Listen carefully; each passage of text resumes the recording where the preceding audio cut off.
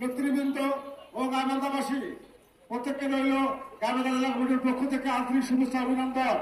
তেল ডিজেলের দাম বৃদ্ধি, এগুলো বৃদ্ধির কারণে আজকে বিদ্যুতের দাম বৃদ্ধি, আজকে দেখা যাবে বাসের ভাড়া বাড়বে, আজকে আরো বৃদ্ধি পাচ্ছে এবং আরো পরে কি অবস্থা হবে। কমিউনিস্ট পার্টি কেন্দ্রীয় কমিটির অন্যতম সদস্য আছেন জেলা কমিটির সংগ্রামী সভাপতি গাইবান্ধা জেলা কমিটির আয়োজনে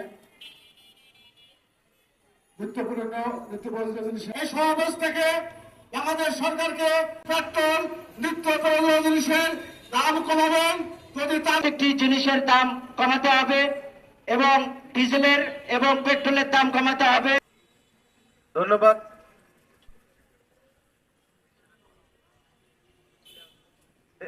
ধন্যবাদ। এবং এই এসএসসি পরীক্ষা চলাকালীন সময়ও যে পরিমাণে লোডশেডিং দেওয়া হচ্ছে, এক কর্মসূচি অবিলম্বে এই যে লোডশেডিং অবিলম্বে বন্ধ করতে হবে। সেই সঙ্গে যে দ্রব্যমূল্যের ঊর্ধ্বগতি, যে পরিমাণে যে আপনার কেরোসিন, ডিজেল এবং পেট্রোলের দাম যে পরিমাণে বৃদ্ধি করা হয়েছে, এই পেট্রোল অর্থাৎ ডিজেলের দাম যদি বৃদ্ধি হয়, আগামীতে হয়তো সারের সংকট হবে।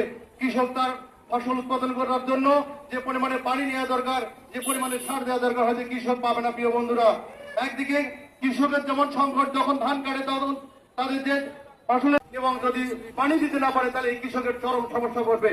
আর কৃষক যদি চরম সমস্যায় পড়ে, দেশ পড়বে এই চরম সংকটে। প্রিয় বন্ধুরা, মন্ত্রী, খাদ্যমন্ত্রী, শিল্পমন্ত্রী এরা সকলেই ব্যবসায়ী ছিল।